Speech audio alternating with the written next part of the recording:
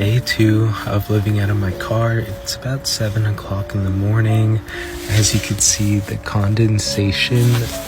So that's why you have to crack the window open if you're gonna sleep in your car. I slept pretty comfortably. It was pretty warm because I had a bunch of blankets and a sleeping bag.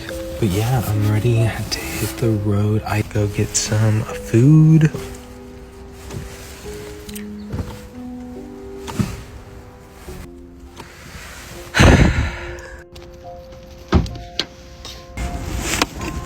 I don't know what the source of the problem is.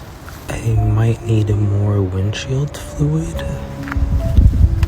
That could be it. It looks like I'm low.